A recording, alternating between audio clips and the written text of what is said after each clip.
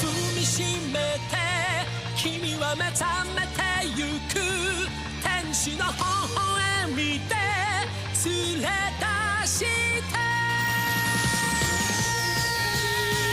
Teoria eletromagnética.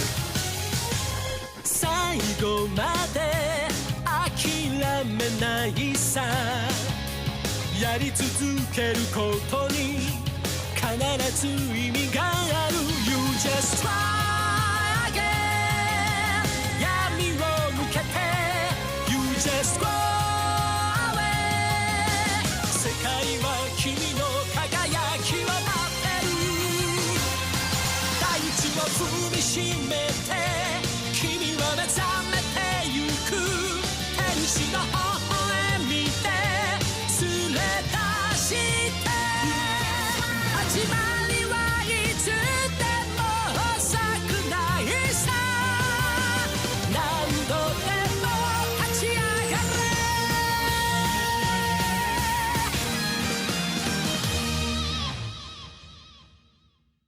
れ E aí, pessoal, beleza? Bora aí pro nosso último videozinho do semestre. Tô aqui um atrás do outro, pode ver que tô no mesmo lugar, mesma coisa, né? Tô gravando tudo em sequência. Então acabou a nossa última parte. Esse é mais relax, né? É só algumas considerações, negócio bem qualitativo, né? E a gente terminar com voltar para equações de Maxwell para acabar nosso curso. Então vamos lá. Então vamos falar um pouquinho sobre ferromagnetismo, tudo qualitativo mesmo. Depois vamos ver assim, que se você tem propriedades elétricas e magnéticas, então a gente sabe como é que é a corrente, como é que é a densidade de carga, de polarização, como é que é uma corrente de magnetização, né? E como é que se isso é consistente. Vamos ver que está faltando uma coisa aqui. Agora até lembrei que eu não coloquei no slide, mas eu vou explicar. Se isso é consistente com a equação de continuidade. Então vamos ver que tem uma pegadinha aí, né? E resolvendo esse problema, a gente consegue reescrever equações de Maxwell em meio elétrico e magnético. Depois a gente só faz uns comentários finais. Tranquilo? Então esse vai ser de boa. Então aqui sobre ferromagnetismo. Ferromagnetismo é um negócio bem legal, né? Mas aqui, para o nosso nível chinelão, a ideia, vamos só tratar assim. Qual é a ideia básica do ferromagnetismo? É que você tem um material parecido com a ideia de um paramagnético. Assim, você tem os seus elementos básicos e esses caras possuem um momento de polo, né? Cada elemento básico do seu material é uma espirazinha, né? Tem uma setinha, momento de polo. Então qual é a diferença disso para o paramagnético? A diferença é que geralmente esse cara daqui ele é mais forte, né? Ele é maiorzinho, então esse cara cria um campo magnético e esse campo magnético eventualmente interage com a vizinhança, né? Então o vizinho sente a interação de um com o outro, né? Então um influencia o outro, que é uma coisa que a gente não estava considerando lá. A gente estava considerando que praticamente eles eram tudo independentes, né? Eles só respondiam ao estímulo externo. Aqui não, esses caras por si só, ninguém fazendo nada, já existe uma interação aqui, e essa interação, digamos, geralmente é entre primeiros vizinhos e segue esse tipo de lógica. Esse aqui é um modelo mais simples, né? Mas funciona bem, mas a ideia é sempre essa. Quer dizer assim, essa soma quer dizer que são entre primeiros vizinhos. Então, digamos, você pegou um cara, esse aqui, vamos supor que tivesse esse cara continuasse. Esse cara, vamos supor que são quadrados. Então, o primeiro vizinho dele é esse. Seria uma cruz, né? Um para o lado, para cima, para a esquerda, para a direita e para baixo, né? Esse outro aqui já está uma distância um pouco maior, porque é raiz de 2 aqui, né? Esse aqui é A, né? Aqui é A raiz de 2. Então, a interação já é mais fraca. Geralmente você soma entre primeiros vizinhos, isso é suficiente. Mas o que é interessante essa interação? Que é o produto escalar dos momentos de polo com esse J aqui que dá força da interação, né? E tem um sinal de menos, esse J é positivo. Então a energia é menor quando eles estão alinhados. Essa é a questão. E tem uma coisa aqui no meu olho. Mas vamos embora. Então, digamos assim, essa interação tende a fazer esses dipolos se alinharem, né? É uma situação energeticamente favorável. Então a questão é assim, só que se o seu material tiver uma temperatura muito alta, essa interação fica meio que irrelevante com relação a KT, né, com a energia térmica lá do seu sistema. Então você pode desconsiderar essa interação, aí voltou toda a lógica do paramagnetismo. Aí o material ferromagnético se comporta como paramagnético mesmo, obedecendo a lei de Curie. Isso aqui não tem problema. Então ele não vai ter magnetização. Na média eles vão tudo se cancelar, você aplica o campo externo, responde de forma linear e essa função de proporcionalidade é positiva e inverso temperatura. Beleza. Mas agora aqui, sim, se você não está nesse tipo de situação que a temperatura destrói a relação entre eles, né, interação, acontece que quando você aplica um campo magnético externo, então a priori vamos supor que a magnetização é zero, né, isso não é meio aleatório, mas você aplicou um campo magnético, esse cara vai tender a alinhar, tipo lei de Curie, por exemplo. Só que aí você tira o campo magnético, a questão é que agora eles estão, a maioria dos vizinhos estão meio que alinhados. Então essa é uma situação, quando você retira o campo magnético, eles não tendem a voltar para o aleatório, porque eles já estão meio alinhados, né? Então o sistema guarda a memória, né? Isso se chama de curva de esterese, né? Então a ideia é que seria com magnetização. Aqui o tiro do Griffiths, péssima, né? A ideia é que esse material seria assim. Aqui ele bota termos de I, né? Isso aqui faz mais sentido, mas é porque ele fala que bota o seu material dentro de um solenoide, né? Então I seria a corrente, mas I significa a maior corrente, maior o campo, né? Então você aplica, então, assim, o cara não tem magnetização nenhuma, você aplica um campo externo, e essa magnetização aumenta, né? Aí aplicou, aí agora quando você diminui e volta, quando você volta aqui para o zero, ele fica magnetizado, essa aqui é a ideia, né? Aí você fez um ímã, digamos, aquele nosso ímã esférico lá, do que a gente resolveu no outro vídeo, né? Então a questão, se você quiser desmagnetizar esse cara, agora você tem que inverter o campo, né? Você tem que forçar o campo para o outro lado até aqui morrer. Aí se você continuar forçando, né, ele vai para lá e depois aí cria a mesma coisa ao contrário, né? É para isso, com curva de esterese, aqui está em termos de, aqui tem magnetização, né? Aqui tem em termos de B e H. H é o campo externo, né? E aqui B é o campo que fica lá dentro, né? Então a mesma coisa que a priori você tinha, é que poderia ter saído daqui, né? Mas ele ele tirou essa situação aqui inicial, né? Deixou só isso. Então alguém aplicou um campo externo, chegou até aqui, beleza. Mas você aplicou até aqui, você não volta para cá quando desaplica, né? Você entrou nessa curva de esterese. Então você diminui o campo e ele fica, né? Você tem que inverter o campo para matar, continua invertendo, ele vai lá, volta e vai. Então o sistema ganha tipo uma memória magnética. Isso é usado mesmo para guardar informação, né? Porque dependendo onde ele cara vai parar aqui, depende de quanto campo até onde você aplicou o campo lá, né? Então você sabe, quando você olha esse cara está magnetizado aqui, você sabe, digamos, inverter, né? Você sabe que você aplicou um campo até aqui, você saiu do nada, aplicou o campo até aqui, depois retirou, né? Então ele guarda a memória. Então isso daqui é, por exemplo, um negócio que não tem, né? Então aquele nosso ímã esférico lá, ele é um ferromagnético, né? Foi criado a priori assim, né? Você pegou, achou na natureza uma esfera de material ferromagnético, uma material que ela não tinha magnetização, né? Você foi no laboratório, aplicou um campo, botou dentro do solenoide, foi enchendo uma corrente lá, meteu um campo lá dentro, esse cara foi criando magnetização por causa do campo, né? Mas depois essa magnetização não é linear essa relação, né? Porque ele não segue aquelas leis, não tem um que relaciona os dois. Então quando você retira o campo, ele permanece aqui magnetizado. A brincadeirinha é essa. Então, beleza. Agora, outra propriedade que eu acho que é talvez até mais interessante, né, é que esse cara tem uma lógica bem simples, que se a gente for analisar, né, é que, vamos começar com isso, depois chegar no que eu quero chegar. Assim, como esses caras eles interagem entre vizinhos, o que vai acontecer no seu material, vamos supor que você está a uma certa temperatura relativamente alta, né, então a magnetização é nula, ninguém está mexendo no cara.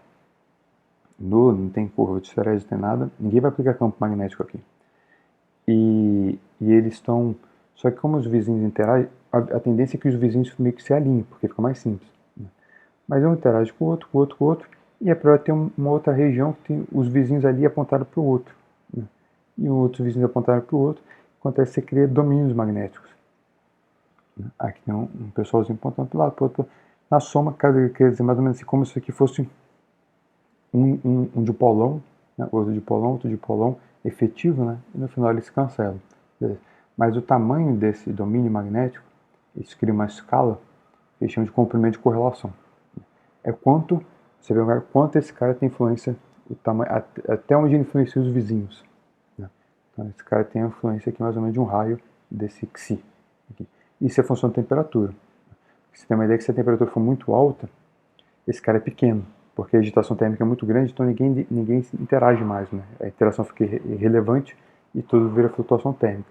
Mas a questão é que você vai diminuindo a temperatura, a período que vai crescendo, né? Porque a interação entre os vizinhos vai dominando. E se você for olhar bem, né? Se você for olhar a temperatura muito alta, não tem, os domínios magnéticos são pequenos, não tem magnetização. Mas se você for olhar o extremo total, né? A temperatura nula, não tem flutuação térmica nenhuma. Você está no sistema fundamental, né? Você está na energia fundamental do seu sistema. Então a configuração de mais baixa energia. A configuração de mais baixa energia é todo mundo está apontando uma direção. Qual direção é essa? Não sei. Mas todo mundo está apontando uma direção, todos os mis. Né? Então o seu sistema temperatura zero, ele é completamente alinhado. Né? Ele está na situação de saturação. Então você tem magnetização espontânea do seu sistema. Seu sistema está magnetizado e não foi um campo magnético, não é igual aquela lógica de curva de Terese, que você aplicou o campo magnético e tirou. Ele se magnetizou sozinho, por causa da interação entre os vizinhos. Né? Então, uma interação de curto alcance entre vizinhos ganhou um aspecto macroscópico. Né? O material todo virou um magnetão. Né? Então a questão é assim, isso é óbvio que temperatura zero a situação é essa. E também é óbvio que a temperatura muito alta, a situação é oposta. Cada um está apontando para um lado. Né? Não tem essas ilhas magnéticas. Né? Então tem que existir uma temperatura em algum lugar onde você passa de, na média, não ter magnetização e ter alguma magnetização. Né? Isso é uma magnetização pelo menos um pouquinho, né? Quando tirar a média. Aí quando for abaixando mais, a magnetização vai aumentando, até no zero ela está na saturação. Mas você entende que a magnetização em algum momento ela tem que passar do zero para o não zero. Né? Essa é a questão. Né? E essa temperatura se chama temperatura crítica, ou temperatura de Curie. Né? Então, onde você passa, você está baixando, né? A temperatura grande seria a fase desordenada. Né? E temperatura abaixo, né? É a fase, quando você tem magnetização, é a fase ordenada. Por que ordenada? Porque a maioria dos caras estão apontando para algum lugar. Né? E para mais aqui a questão pode fazer, mas apontando para onde? Né? Não sei. Né? Mas então, a priori você tem um cara em qualquer direção, parece que nenhuma direção é melhor que a outra. Né? Mas quando você passa a temperatura crítica baixa, o seu sistema aponta para alguma direção, na média. Né? Então a magnetização fica para um lugar, diminuindo, vai aumentando para aquele lugar. Isso se chama de uma quebra espontânea de simetria. Né? Porque agora o seu sistema tem uma direção preferencial. Esse é outro assunto, né? Tem relação com o que eu quero falar, mas não vou entrar muito em detalhes nisso. Mas é um assunto bem legal. Então, esse tipo de situação, né? Esse tipo de quebra, que no caso aqui é uma quebra espontânea de simetria, mas aqui no caso, essa transição de fase que você tem um cara que é zero, e depois passou a não ser zero, né? Por um pouquinho, isso se chama de transição de fase segunda ordem, né? Ou transição de fase contínua. Em contraponto, a transição de fase de primeira ordem, que é aquela que você ouviu sempre na escola, né? Quando você tem um calor latente. Né? Você transformar vapor em água, ou o contrário, gelo em água. Né? Quando você tem um calor latente, você tem que dar energia para o sistema para você tem uma fase de coexistência. Né? Então, você tem água e gelo, você vai esquentando, a temperatura não muda até todo o gelo derreter. Né? Aí acabou a transição de fase. Aqui não. Aqui você tem uma situação ou outra. Não tem coexistência. Né? Ou a magnetização é zero, ou a magnetização não é zero. Né? Então a questão aqui, acima de uma certa temperatura, tem seus domínios magnéticos, esses caras se cancelam. Numa temperatura zero, numa temperatura crítica, vai acontecer alguma coisa, né? Abaixo da temperatura crítica, se já não tem alguma, na média está apontando mais para algum lado. Porque se você for diminuindo mais a temperatura, né, você vai ter muitos caras apontando para um lado. Essa aqui é a questão. Só para dar um modelo, isso aqui é um modelo de Ising na aproximação de campo médio. Não interessa porque M é a magnetização normalizada, M aqui é o número. Então, quer dizer, você sai do modelo estatístico daquele tipo de interação entre vizinhos e chega nesse resultado para magnetização, com certa aproximação. Então, repara como é que tem essa questão. Aqui, você está no equilíbrio térmico. Né? Então, certa temperatura T, o seu sisteminha, Assim, é a relação entre magnetização e magnetização. Então, a hora que se a temperatura é maior que a temperatura crítica, isso aqui é menor que 1. Isso aqui é manjado, qualquer livro de fenômenos críticos sempre começa com isso. Isso aqui é um número menor que 1. Né? Então, aqui que está aqui, assim, essa curva pontilhada é uma reta de 45 graus, é M. Eu estou botando um gráfico e outro gráfico. Esse gráfico aqui é tangente, isso aqui. Se T é maior do que esse T crítico, quando você olha aqui perto, esse cara fica linear. Né? Então, essa inclinação é menor que 45 graus. Então, fica assim. Então, é para que essas duas curvas não se tocam, exceto num ponto aqui zero. Então, a única solução para isso é igual a isso, é M igual a zero. Então, o seu sistema não tem magnetização. Agora, se a temperatura é menor do que isso, esse cara fica um fator maior que 1. Então, perto aqui da origem, esse coeficiente linear é maior que 45. Né? E como essa é uma tangente hiperbólica, quando o M fica grande, ele tem que inclinar, tem que virar 1. Então, aquele maior que 45, ele vira 1. Aqui menor que 45, ele vira 1. Então, agora eles tocam em 3 pontos. Né?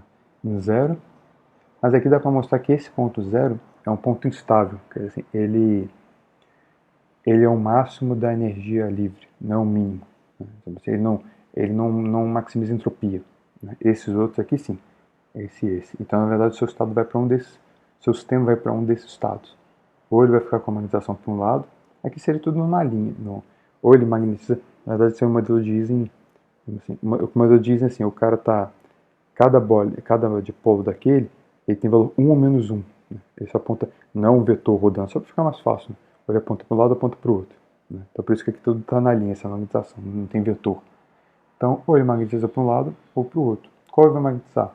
Ninguém sabe. Né? Aqui é a ideia da quebra espontânea. Mas uma das duas configurações que ele vai assumir.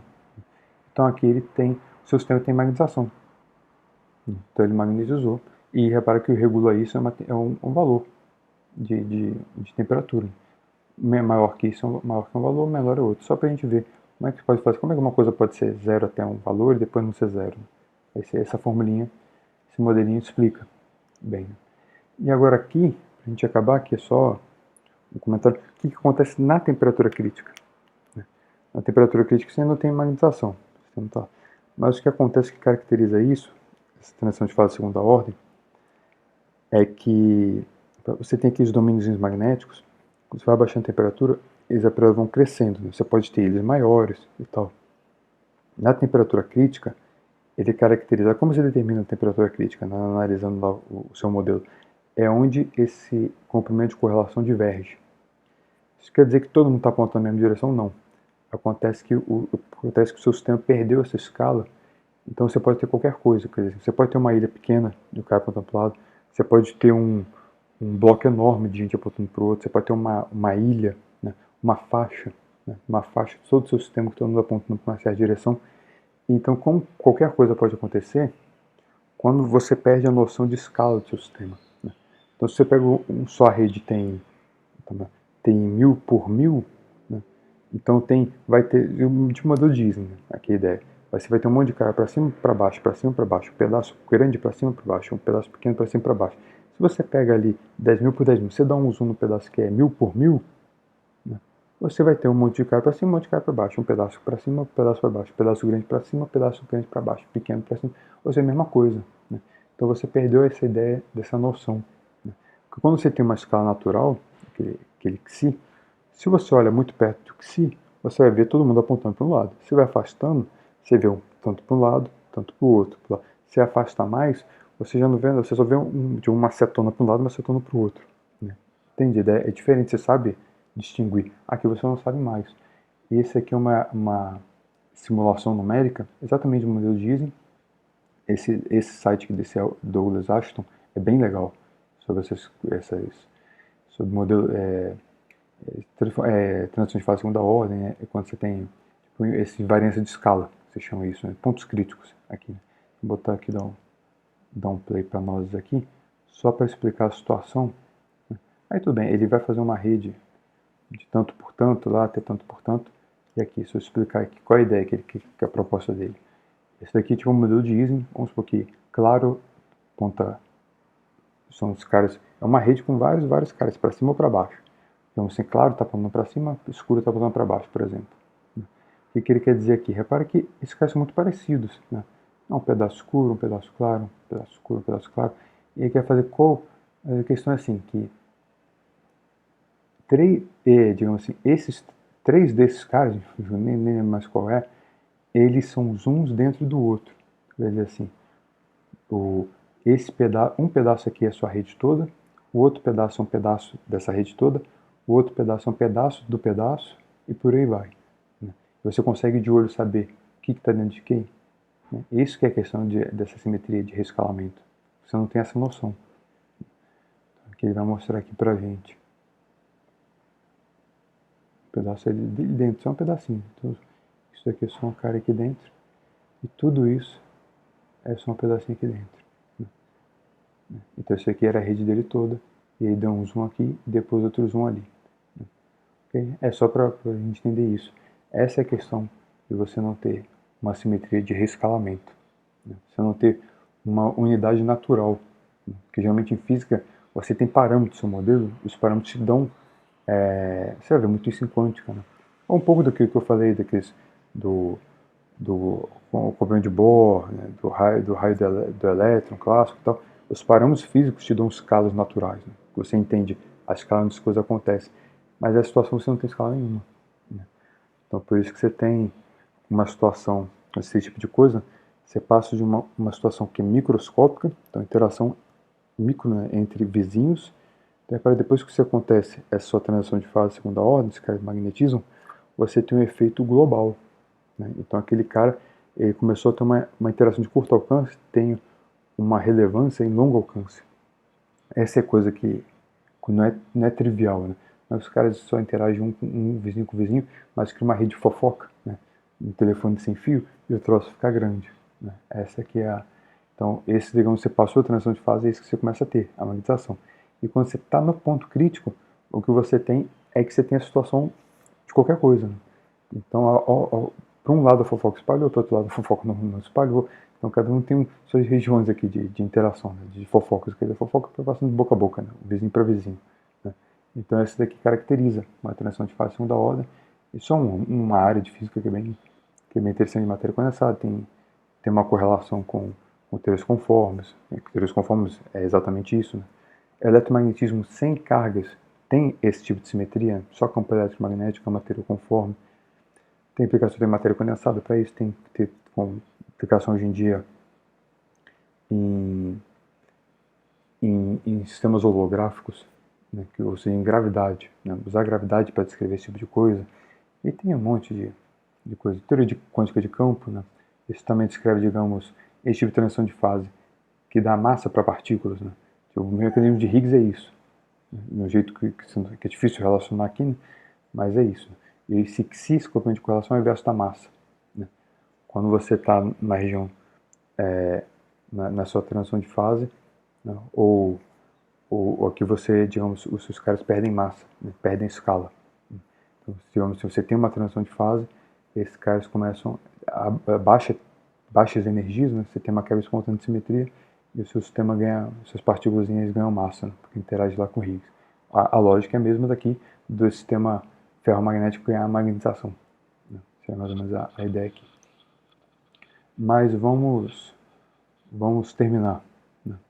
o nosso curso. Então acabamos nossa brincadeira de ferromagnetismo. Agora, para finalizar, vamos voltar para o nosso mundinho.